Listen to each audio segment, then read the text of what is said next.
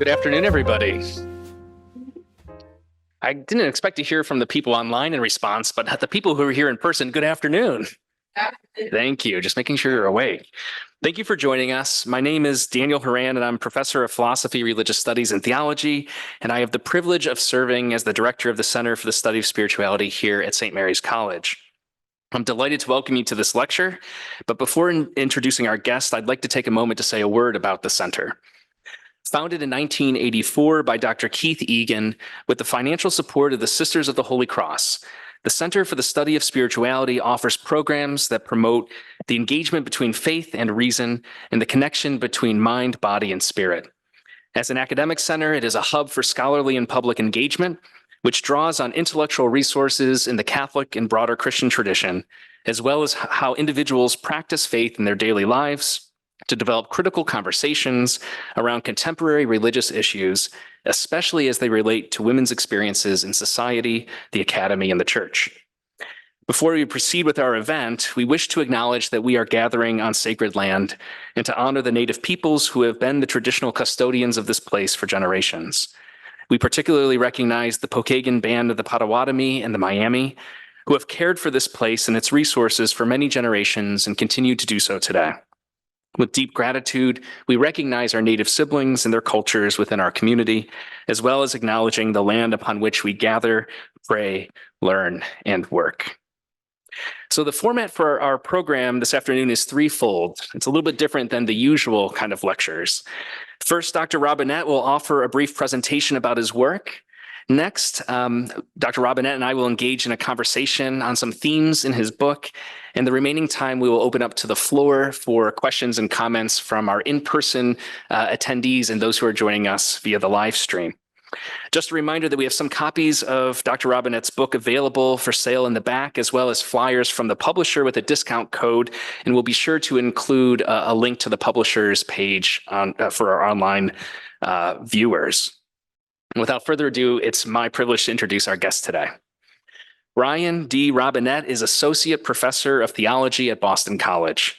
After receiving his PhD from the University of Notre Dame in 2003, he taught at St. Louis University for 9 years before moving to the Boston area. He researches and teaches in the areas of systematic, philosophical, and spiritual theology, with special interests in theology of creation, the doctrine of God, and contemplative practice. The author of numerous academic articles, book chapters, and essays, his first book, Grammars of Resurrection, A Christian Theology of Presence and Absence, published in 2009, received awards from the Catholic Press Association and the College Theology Society. His second book, The Difference Nothing Makes, Creation, Christ, and Contemplation, was published last year by University of Notre Dame Press, and it is the subject of our gathering this afternoon. With an abiding love of the classroom, Professor Robinette teaches a range of undergraduate and graduate level courses and is active in the renewal of the core curriculum at Boston College. I should add that I can personally attest to the excellence of his teaching. While in graduate school, I was a student of Dr. Robinette's, and I was honored to have him serve as my dissertation director, something for which your reward will be great in heaven, I assume. Originally from Anderson, Indiana, that is a native Hoosier among us, he now lives in Needham, Massachusetts with his wife of nearly 30 years, his son Austin. His oldest son, Trevor, is currently a sophomore at Boston College, and their favorite family pastimes include traveling, spontaneous dance parties at home, and playing euchre, which is a classic Midwestern card game for those who are uninitiated in that tradition.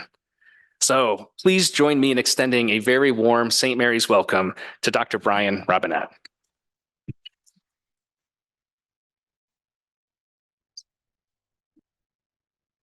Thank you very much for that introduction. I am curious, does anybody know how to play euchre? A few of you? All right, so you'll probably learn the rules a little bit later. Maybe you will be properly initiated. Thank you for that introduction, and thank you, Professor Horan, for inviting me here. And it's a special honor to be here also with Professor Koblenz. When I first arrived at Boston College, they were doctoral students. I think first and second year doctoral students. And the first time that I ever taught a doctoral seminar was with them in it. And they gave me a run for my money in that seminar. They're extraordinary. They're a dynamic duo, and you are very blessed to have them here in your midst. So thank you, and I look forward to getting to know your students and your colleagues here. Given the nature of this event, a book talk, I intend to flesh out a few key themes of the book in an engaging fashion as I can. And given the audience of this event, a happily mixed one, with plenty of undergraduate students here who may be under the gentle pressure of their professors to attend, I would like to speak from the inside of the book, from its beating heart, its existential guts. There are two lines of questioning that animate this book. And these lines of questioning have haunted me my entire adult life and even portions of my childhood. It's not so much that I have these questions as they seem to have me.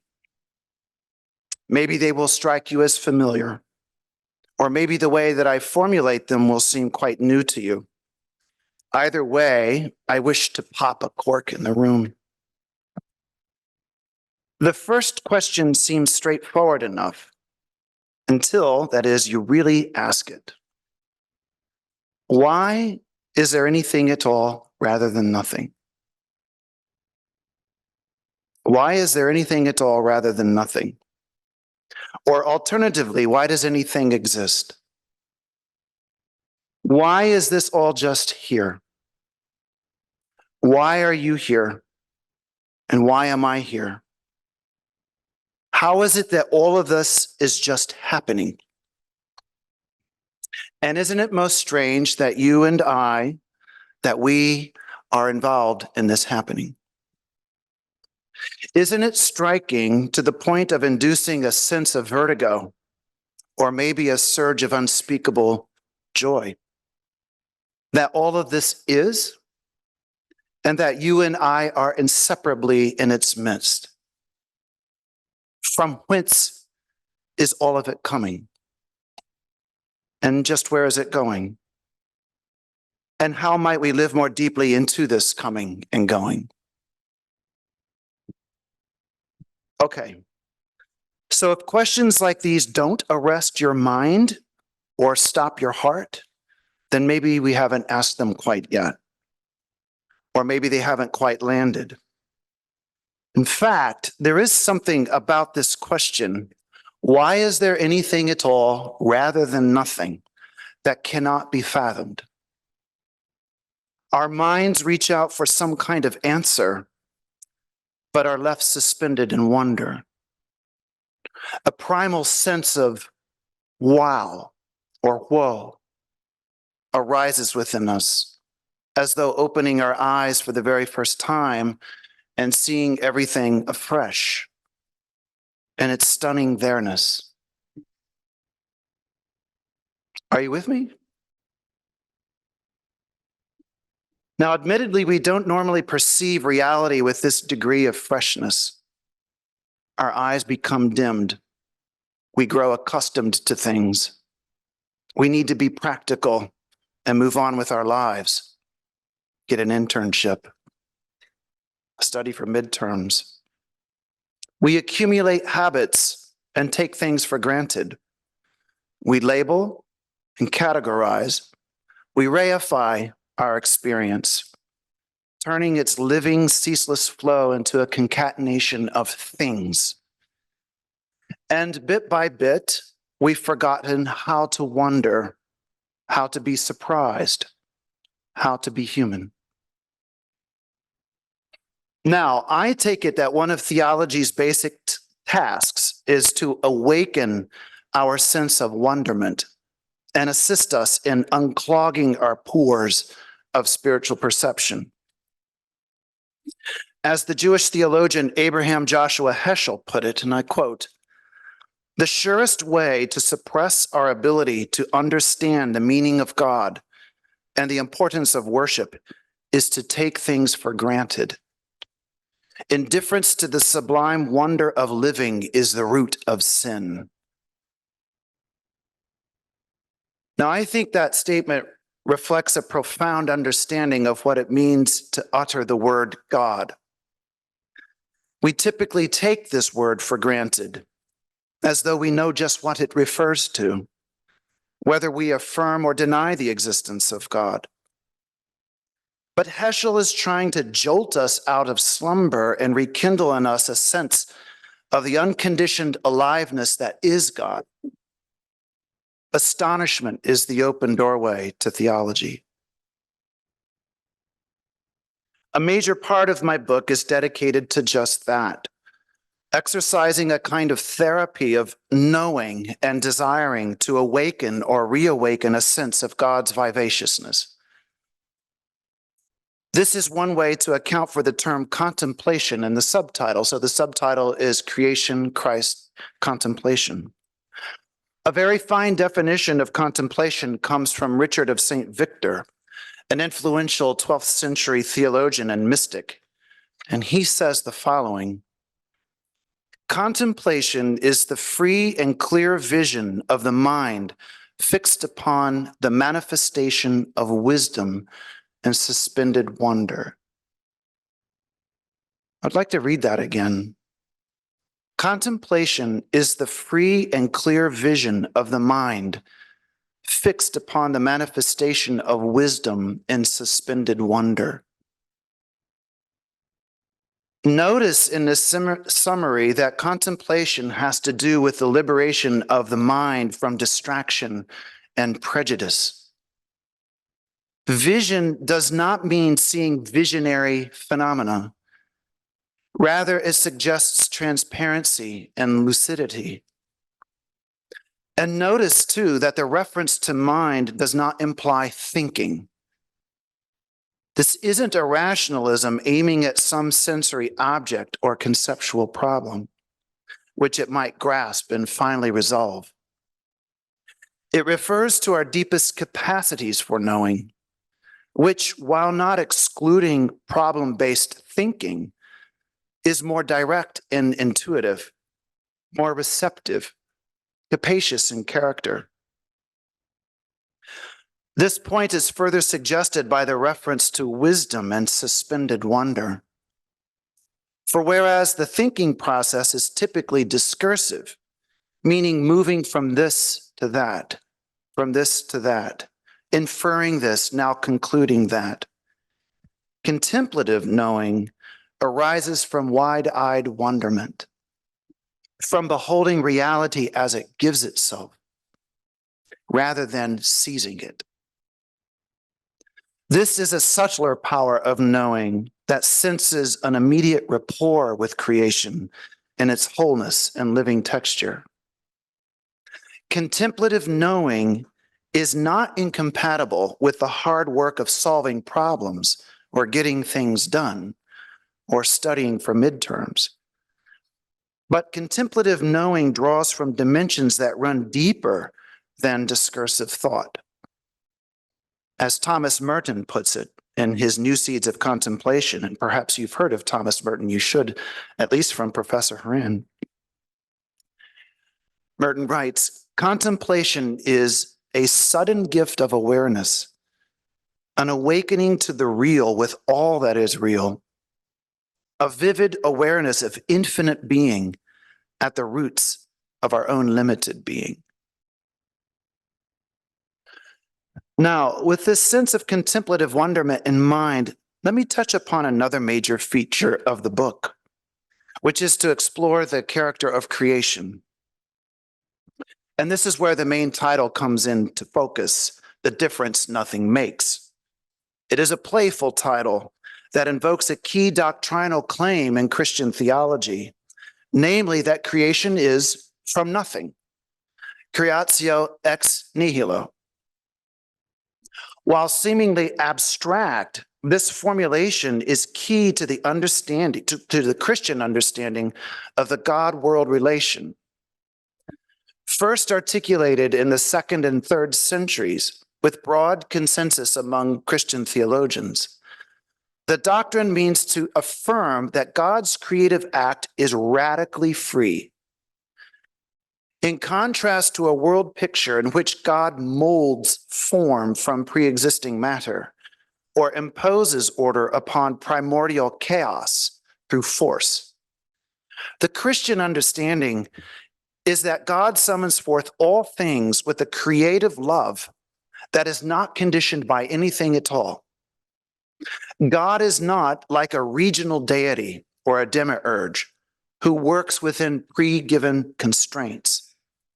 And neither is there any external reason or ulterior motive for God's creative act. God is not compelled by any lack, by loneliness, or an inner agitation to give being to that which is other than God. The world does not have to be at all, and yet it is from nothing, which is to say, out of the sheer gratuity of God, upon whom all things continuously depend for their existence. This further implies that creation is primordially good. So, in contrast to any world picture that imagines the world as separated from God, perhaps by virtue of its finitude or materiality, creation from nothing affirms the original goodness of the world, despite the dysfunction we generate within it. More on that in a moment. The doctrine declares that conditioned reality is the gift of difference, endowed by a loving God who redeems and promises to transfigure the whole of creation for its eternal fulfillment in God. Finitude is not a barrier to God, as certain dualistic pictures of the God-world relation suppose, but the very means by which creatures are united with God. This is a highly condensed summary of a doctrine with explosive significance, but I hope you can begin to see how it functions like a core insight that helps shape all Christian speech and imagination. By affirming creation as utterly dependent upon God for its existence, a fundamental difference between God and creation is articulated that highlights for us their profound intimacy. The difference is about intimacy. God and creation are not rivals. God and creation do not occupy and compete on the same plane. Though it might be natural for us to imagine God as a being among other beings, perhaps a very big or supreme being who sets all things in motion and who subsequently exercises control over them. Thinking this way only situates God within a larger frame of references and nexus of causes. God would then become a function within the world, a causal link within a chain of events, rather than the inexhaustible source and ground of the world. No, God is at once radically transcendent to the world as its creator, and yet God is not set apart from the world in any oppositional manner, as though occupying some imaginably distant space. God's otherness is the inmost factor of our lives. To paraphrase St. Augustine, God is nearer to us than we are to ourselves, present to all creatures as their abiding source and ground. This relation between transcendence and immanence might seem like a contradiction to binary thinking, but it is in fact a fruitful paradox that opens our minds and hearts to contemplative wisdom. We just have to allow that. God is not really absent from us, though we can often feel absent from God. But as we sink into the realization that God is the source and ground of our lives, then we can grow in the recognition of our inviolable dignity as creatures. I am and you are because God is God. God is Godding. Now, I mentioned that there were two lines of questioning that animate this book. The first being, why is there anything at all rather than nothing? The Christian response to this question does not eliminate our astonishment but deepens and gives it a distinctive cast. At the very least, we have to say that all things exist by way of God's free self-gift, ex nihilo, and as a summons to participate in God's own unconditioned life. But we can and really must say more. So my second line of questioning goes something like this. Where does human dysfunction come from? From whence sin? Now, notice that this question is more sharply focused than the broader question, why is there evil and suffering in the world? Well, I'm interested in those questions too, but they don't hold my attention the way human conflict does. I want to know why we harm one another. Where does rivalry come from? Why, if creaturely life is so precarious and precious, do we fight one another? Why do we make life hard on each other and ourselves? Perhaps another way to put it is this: why doesn't love prevail? What blocks the recognition that self and other are interdependent and of inviolable worth? What impedes our capacities for love, and how may we become free from those impediments? You with me on this question? Now, if you are expecting me to produce a tidy answer in the few minutes I have left in this talk, I am sorry to disappoint you. It is hard enough to formulate the questions well. But a major part of the book is dedicated to exploring this question. And I do so with the help of a range of thinkers deeply inspired by Scripture and the Gospels in particular. One way to characterize the central dynamic involved is to say that there is a glitch in the background of how we desire and how we construct our tenuous identities. We often operate with the prevailing assumption that self and other are contrastive realities, when in fact we are profoundly interdependent. We imagine ourselves as the sovereign authors of our desires and our lives, when in fact we borrow desires from one another, mirroring them back and forth in a reciprocal fashion. Because we are so adept at imitating one another, so interwoven through our shared desires, we readily collide with one another when attempting to obtain our desires. Like two children grasping at the same toy or object of desire, because each has borrowed the desire from the other, we continually find ourselves struggling with others for goods we imagine as scarce. These goods are not just toys. They can be the desire for prestige and recognition, for political sovereignty, for social belonging, for cultural goods. In other words, our extraordinary capacities to imitate one another, capacities which are good, in fact, insofar as they make us human. These capacities are involved as we fall over and over into conflict with one another. And perhaps this can come out a little bit more clearly in the Q&A. We want what the other wants. And with this shared wanting comes all manner of entanglement and struggle, ranging from envy, resentment, anger, and exclusionary violence. Because we are so drawn towards one another in the way we desire, we are constantly tempted to retreat into constructions of self that we imagine are comprehensible and durable, and set off from the other, with whom we are nevertheless in relation. We curve in upon ourselves, grasp at a reified sense of self that we struggle to prop up and defend, but always at the expense of a more basic truth. There is no separate self. Now, if it is appropriate to make some distinction between self and other, or between this thing and that thing, The problem is that we constantly mistake these conventional distinctions for deeper realities. Such is the essence of reification, this term that I've used, reification, to thingify or to freeze something.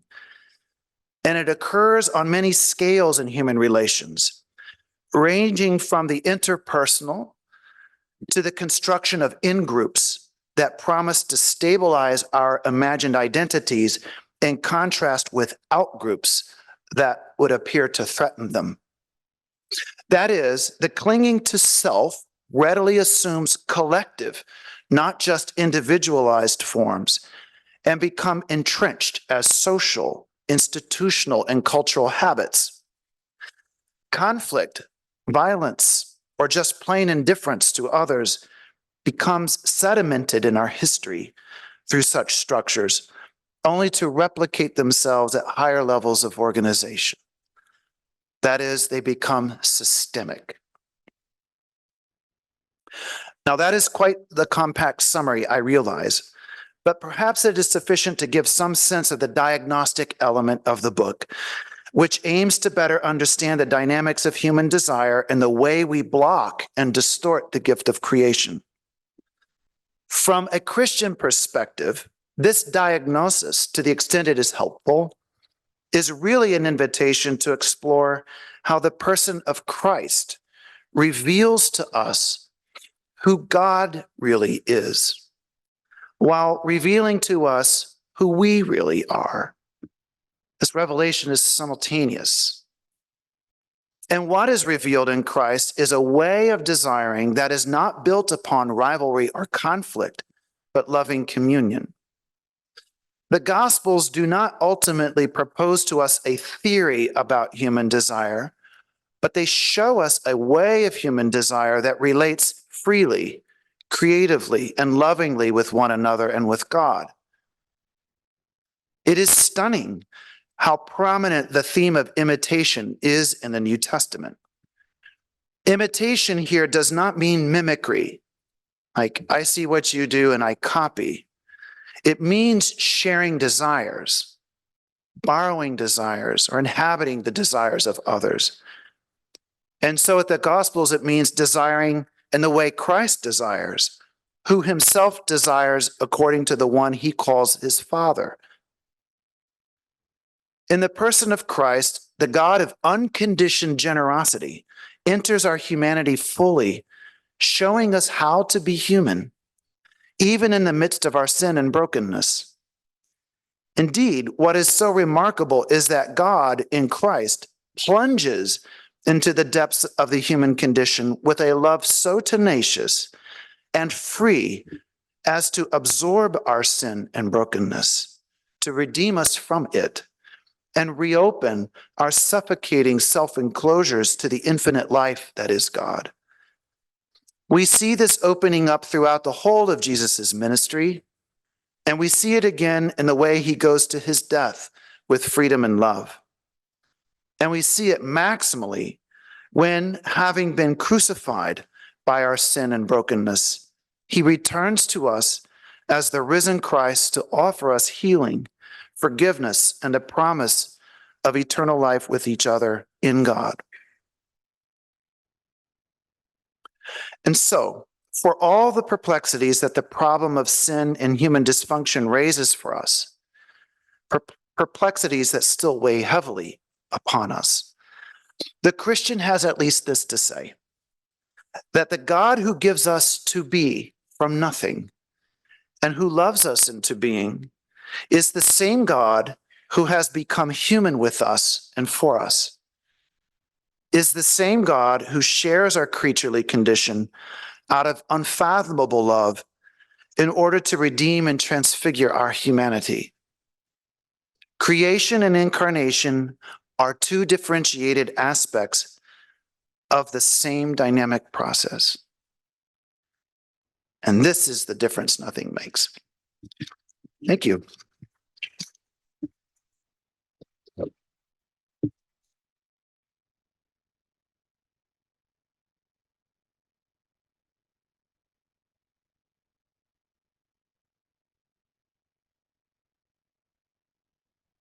Okay, got to make sure this is on. Well, thank you very much.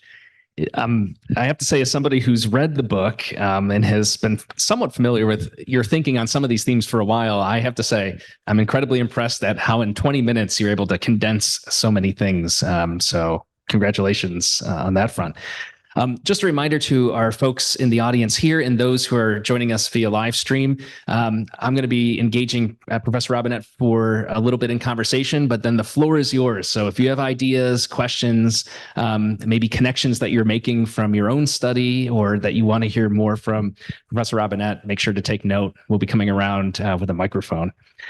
But to get things started, I have so many questions. We could go on for a couple hours, but I won't do that. I'll save us that trouble.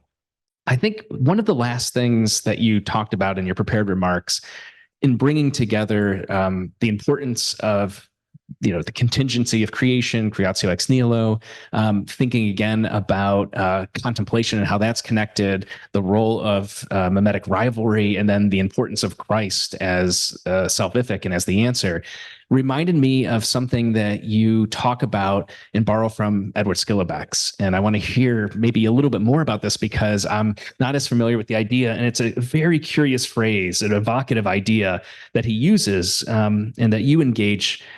Basically, that Christ can be understood to be concentrated creation.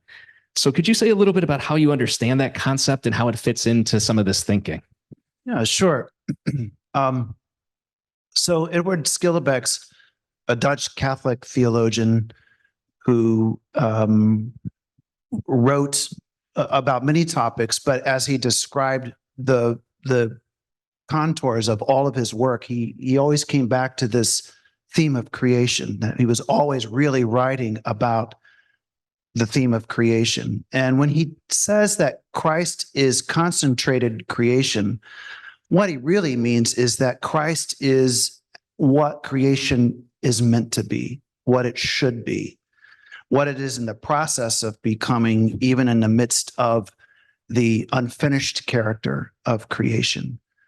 So it's a concentration of creation in terms of crystallizing the heart of creation, but it is a concentration that shows up in an unfinished world and also a world that is assailed with brokenness, woundedness, sin in a particular way. I think there's one other thing about that phrase, though he doesn't talk about it as much as maybe I think he should, but the Christian tradition understands that it's not just that Christ appears in creation as concentrated creation, but creation comes to be through Christ. So when we speak of the creative act, God's creative act as occurring in and through the eternal word of God, what we really mean is that the patterning of creation has as its ultimate paradigm the eternal self-expression of God as the Son. So there is a pre-creational dimension to this, as well as the appearance of creation within the contingent history of it. The way you summarize that has me thinking about a particular aspect of Christology that's near and dear to my heart, which is the school of supralapsarian Christology, about the reason for the incarnation. Why did God become human, right? After affirming that God became human in Christ. And I'm thinking about, you mentioned Thomas Merton, so I can use him as an example. The end, you quote from the beginning of New Seeds of Contemplation and helping to define and flesh out the meaning of contemplation. At the end, he plays with this idea of creation in Christ, calls it the general dance, and says that creation was made in order that God may enter into it. Do you agree? Do you have thoughts about that? I have a few. And I do agree. I think that we're on the same page. Then we can keep talking. It's okay. It's, of course, a tremendous limitation of Christian imagination to say that Christ appears in our world primarily by way of fixing some kind of problem, that there is brokenness, that there is sin, that there must be some fix, some resolution to that. There's a sense in which that is, of course, quite appropriate. We speak of the redemptive character of the Christ event. So Jesus's life, his death, and his resurrection is not only revealing who God is, but also revealing who God is in the context of sin, of brokenness. And so therefore, that revelation shows up in particular ways and is not just about revelation as a distribution of information, but an enactment in a life that means to bring about a transformation of human life. So there's a totally appropriate way in which we would speak of the Christ event in terms of redemption. But a profounder understanding has it that the very act of creation itself is a way in which God is endowing existence to that which is other than God, but precisely for union with God. And so therefore we could speak of the motive or the reason for creation as being this union. And the greatest pitch of that in Christian understanding is the incarnation.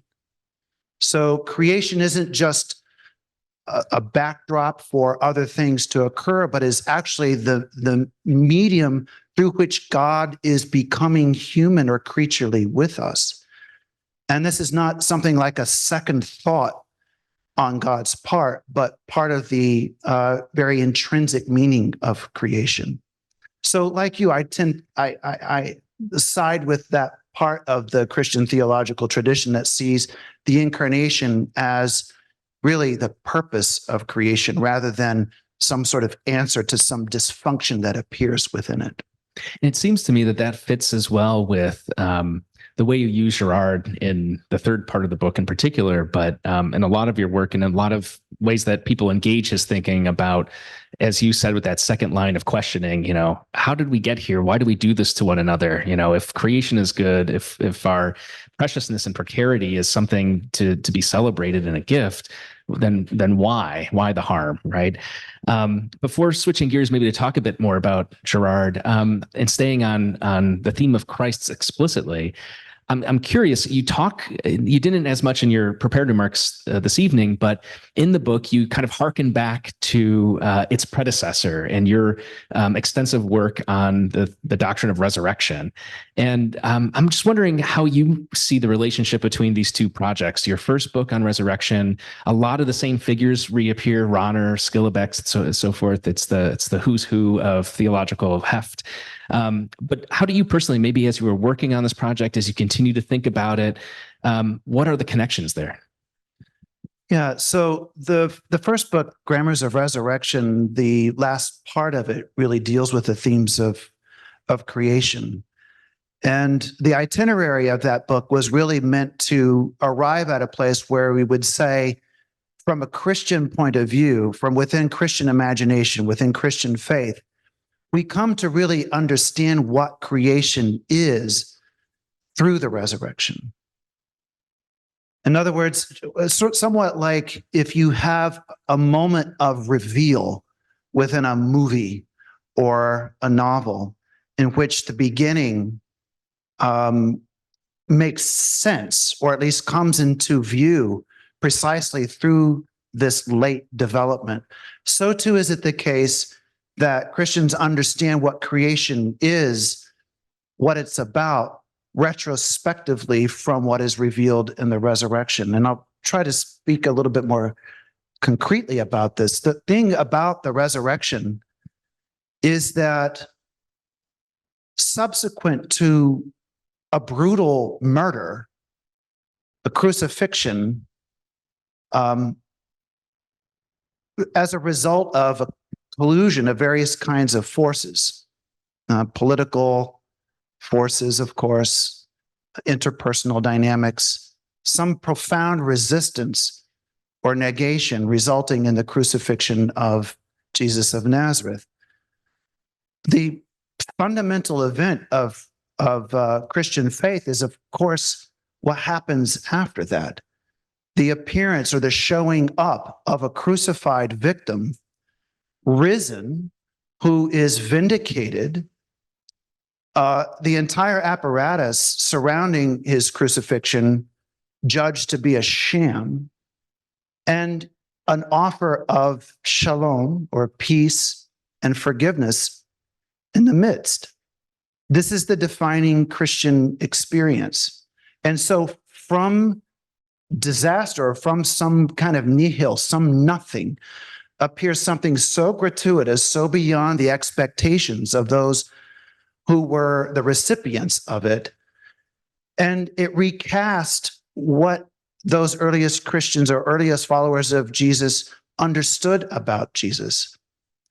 And subsequently, the whole history of Israel, and subsequently the whole history of creation itself. In other words, from this moment, from this aperture, comes a profoundly new sense of who God is, and therefore what the destiny of creation is, even in the midst of what looks to be the utter squelching of creation. And so it's from this very explosive experience and insight, and we can see this in the patterning of the Gospels themselves, where the whole of creation really gets recast in light of this experience.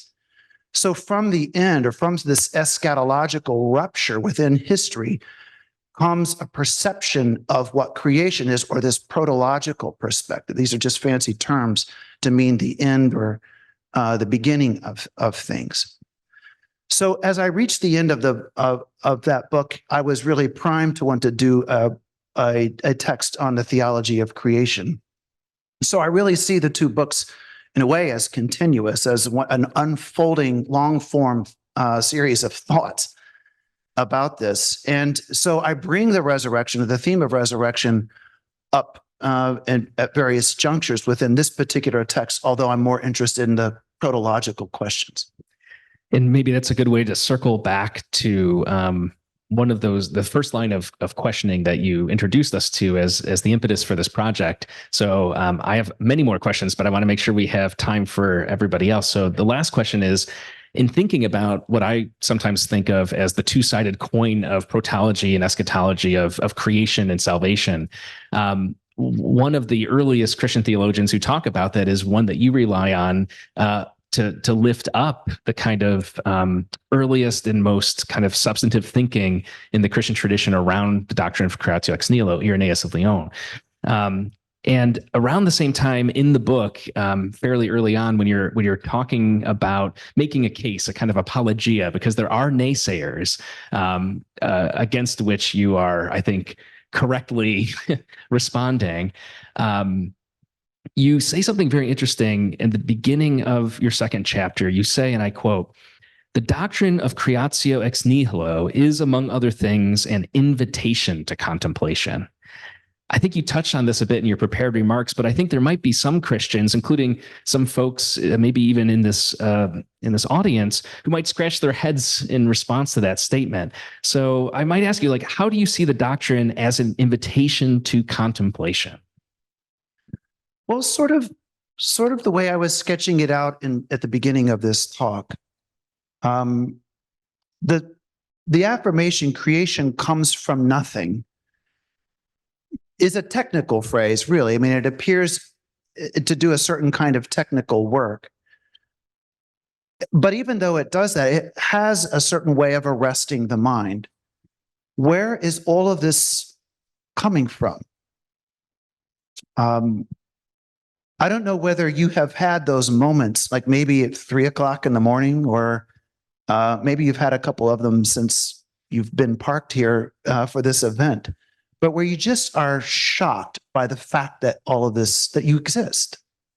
This is happening. We take it for granted. Why should we? Why is this happening? Why are we here? Why is this unfolding? And why am I conscious? And why are you conscious? And why am I capable of asking these questions? It can stop your heart. I think that the doctrine of creatio ex nihilo is doing something similar. It's asking us to become awakened newly, as though for the first time, of the sheer fact that we exist. And I think that this is an invitation to contemplation, because contemplation might be described as the intervening into certain habits of the mind. Habits where we take things for granted. We just kind of run things according to certain scripts. certain programs, certain labels, categories. When we do this, and at some point it's a functional good for us to be able to do this. We can't just spend our whole lives gobsmacked all the time. We have to get things done. We have to be engaged in various practical ways. But this has the tendency to deaden us. And so contemplation is, among other things, a suspension of these automaticities of mind or heart to open us up to the freshness of things. And there are particular kinds of practices that we can engage in. It doesn't mean engaging in a sort of intellectual activity that I'm doing now. It also means certain practices of silence or being in certain sacred spaces when we are, when we feel this upsurge of intuition, of the beauty and fragility, the simple suchness of our being here. Contemplation, or a contemplative way, means becoming ever more open to this recognition and being transformed by it, so that when we do engage in the various activities of our lives, our relationships, our practical commitments, that we're doing so with the sense of the inviolable dignity of being creaturely. I think we experience one another differently as a result. We begin to perceive something of the miracle that we really are. I wonder if I'll ask you a quick question, if I may, and then I know we'll kick it out to the audience. But I wonder if you can give a brief report of what Thomas Merton experienced at the corner of 4th and Walnut when he had this sort of flash of intuition in which he began to see people as so full of dignity as to almost wish to worship them. You must remember the line. I do. It's like they were walking around shining like the sun. So in March of 1958, this American Trappist monk who lived in a monastery outside Louisville, Kentucky, so about 4 hours from here, make a road trip, was out running some errands in downtown Louisville and was standing at the intersection of 4th and Walnut streets, which are now today 4th and Muhammad Ali. The street was renamed after another son of Louisville, Muhammad Ali.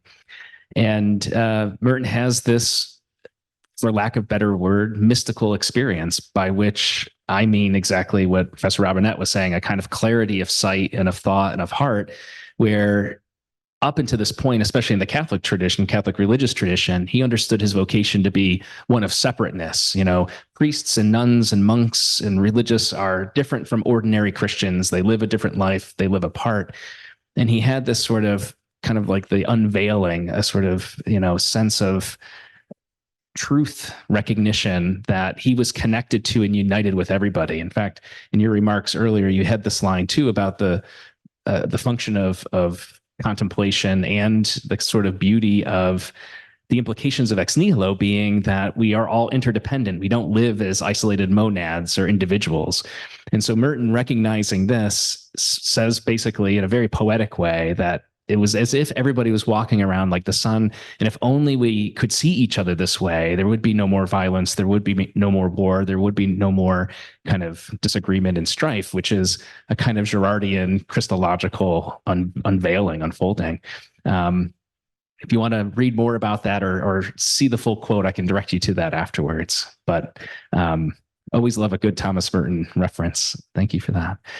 Okay, Dr. Fetter has a microphone in the back. So for the folks in the room, if you raise your hand if you have a question or comment for Professor Robinette, and for those online, feel free to put that in the Q&A and we will pass that along.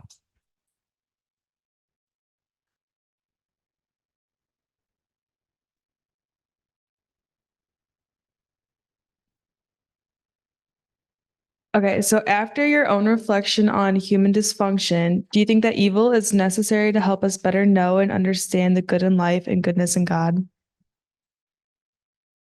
No, I don't. Evil, I don't think, is necessary in any sense.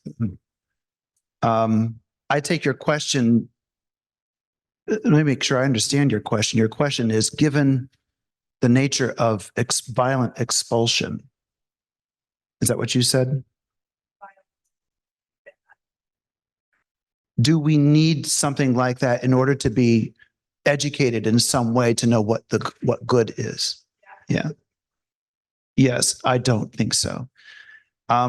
Which is not to say that struggle or resistance or ambiguity are evil either. But you use the word evil, and I would just want to separate that word out and not to endow any sense of necessity with it. That would result in a certain picture of the world where good and evil are something like co-eternal principles, both necessary and in some way. And so the Christian vision would not lead to something like that.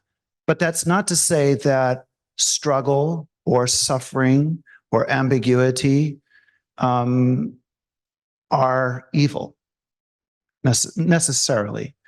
And that, in fact, through resistance or ambiguity or the difficulty of growth can come great good, but I would not call that evil. I would want to distinguish evil from that. Is that okay? Good.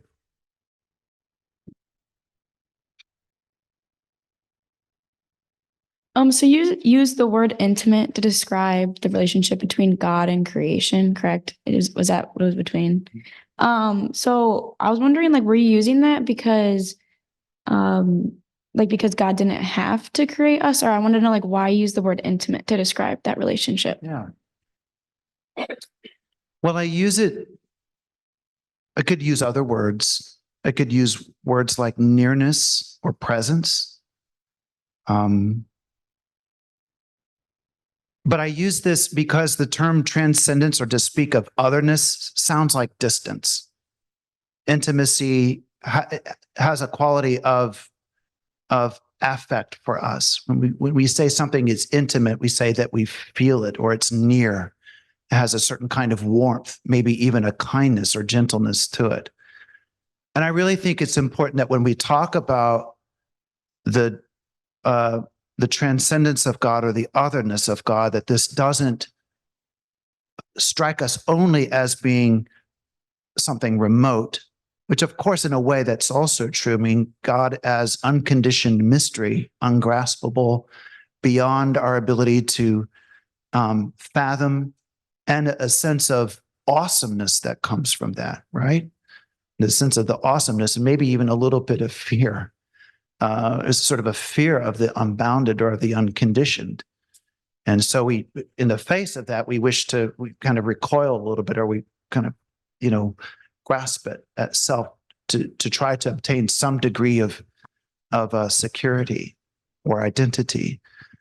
But when we use the term intimacy with respect to God, or when I do so, I want to say that both of these things are true, that God is that which induces us in a sense of immensity, but it's also profoundly safe, utterly reliable, utterly trustworthy. And this is something that can be sensed by us in various ways, but certainly through prayer and contemplative practice allows us, among other things, to relax into that immensity and to feel safe, to be held, and to know that it is actually a loving kindness rather than just simply a distant, commanding sort of agency.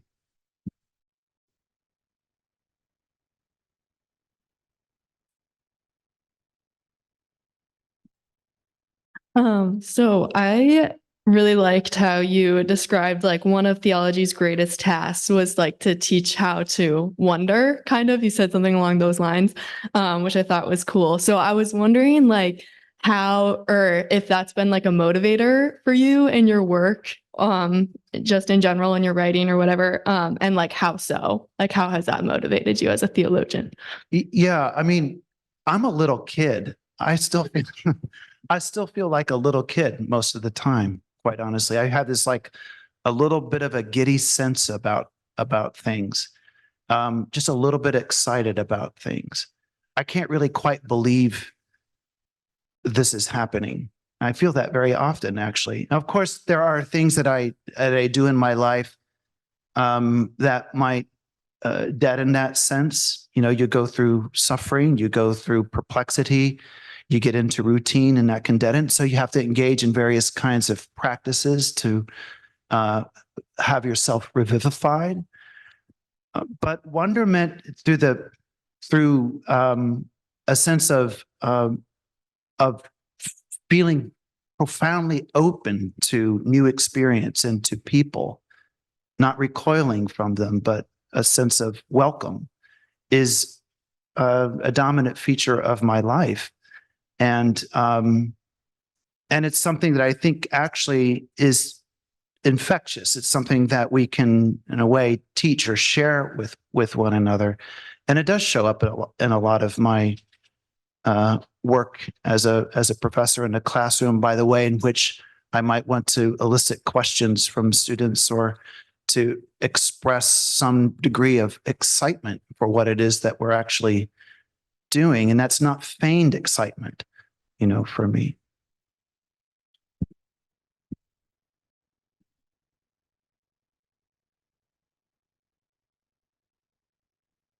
Hi. I apologize also if you've already kind of like talked about my question or answered it, but I liked how you kind of took a philosophical perspective in the beginning of your talk about like not being able to perceive life with a freshness like or a clear lens, I guess. But currently in Professor Copeland's class, you're talking about like before Christ and after Christ and kind of how people viewed God. And my question in relation to the freshness of viewing life would be, do you feel as if people who followed God now, not I guess not now, but then had a freshness of what God was supposed to be after the coming of Christ and like death and resurrection? Could you repeat that last part? Yes, sorry, I'm really nervous. But so before and after Christ, do you think that people who believed in God and experienced all of those different things had a fresh view of what God was after the coming and death of Christ? Yes, I believe I understand your question. It's a very good question. I would want to say two things simultaneously. I would the first is more of a caution, not to you, but maybe a caution to anyone who would think along these lines. I think that we want to avoid imagining that somehow after Christ, there's been such a fresh perspective upon God that everything that was available to be perceived before is sort of old hat. In other words, the danger there is to have such an emphasis upon the New Testament, for instance, and the Gospels, that everything prior to that seems something like prologue, like we were just sort of waiting to get to this point. And I think that diminishes the depth and riches of certainly of the Jewish tradition, but also other traditions that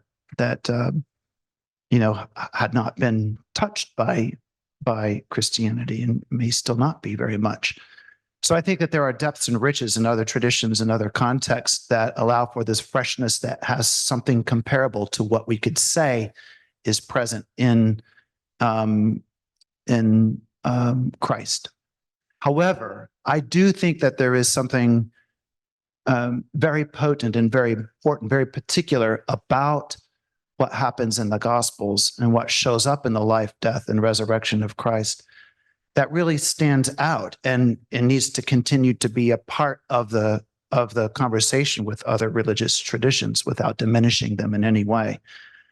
And I think one of the things to point to immediately is the event of resurrection that I was talking about, where after a brutal execution, there is an interruption into the sense of the totality of death and violence when it seems to have had the last word.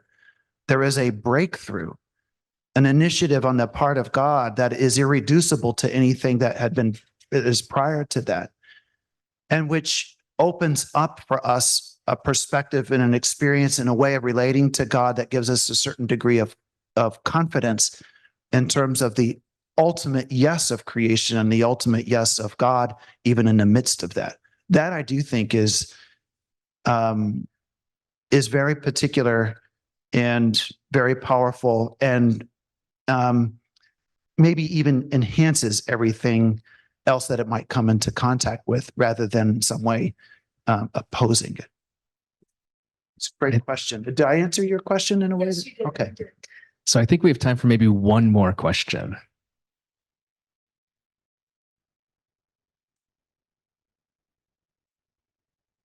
Thank you for a wonderful talk there.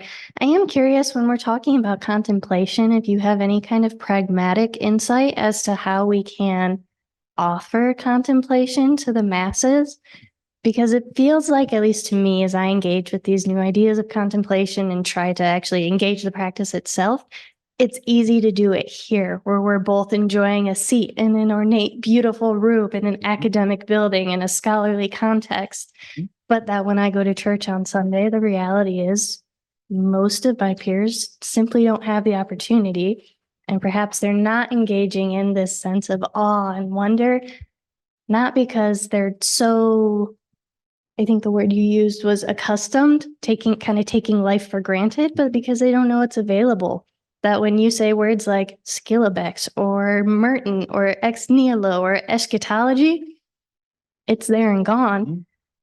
But the beauty of the Christian faith is that we share it as a community, that this isn't some esoteric topic that can't be given. So, like, in terms of accessibility, what are you thinking? Yes.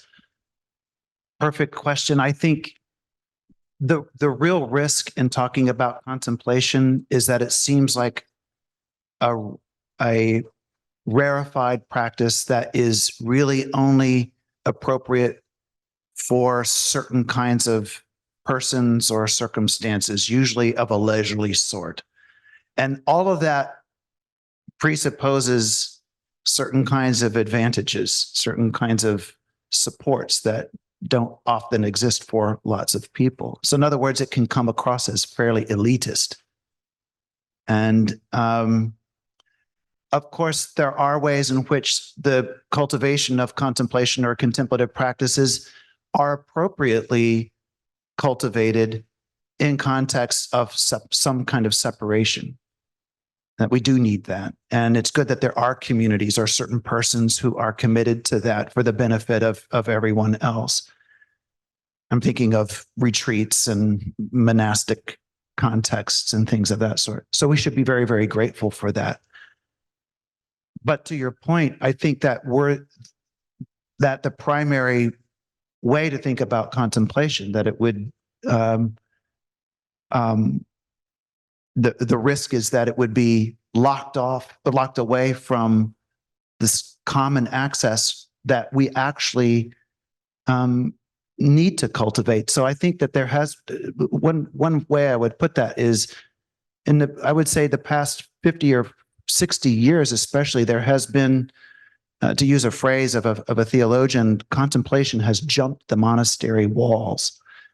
There's been something of like a democratization of contemplative practices that we find in lots of different contexts. So you may be aware of, say, mindfulness practices. I think probably most in this room are aware of some mindfulness practices that show up in all kinds of contexts, from prisons to grade schools to hospitals to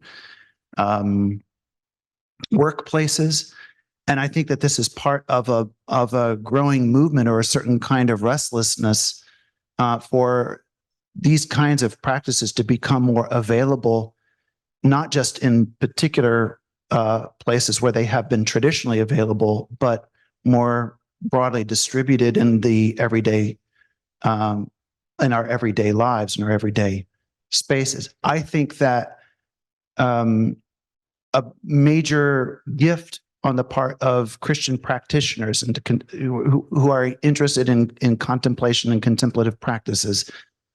A major gift would be to make these kinds of practices more broadly known, more accessible, and also capable of being practiced in short bits and bytes. And there really are ways to do this so that in discrete moments in between activities or prior to eating or to certain kinds of support groups in a workplace, that these are the sorts of contexts that this kind of practice needs to become better known. And it sounds like you have some experience with this as well, or at least some sense for what. That's right. So anyway, thank you for your question. I think about that a lot, and it's even though it still represents a rarefied place in terms of the classroom, the classroom is a place where I also introduce students to these kinds of practices so that they can carry them out in their own lives when they're not at college and having to do this as part of their curriculum. Well, before we go, just a few announcements.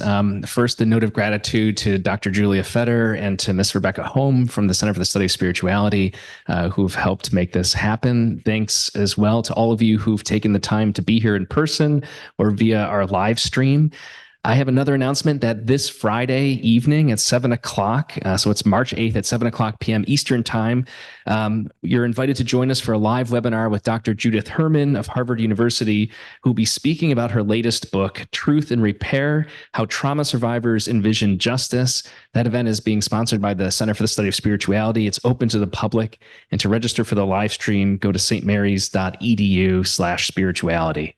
And last but not least, please join me in thanking Dr. Brian Robinette for this wonderful event.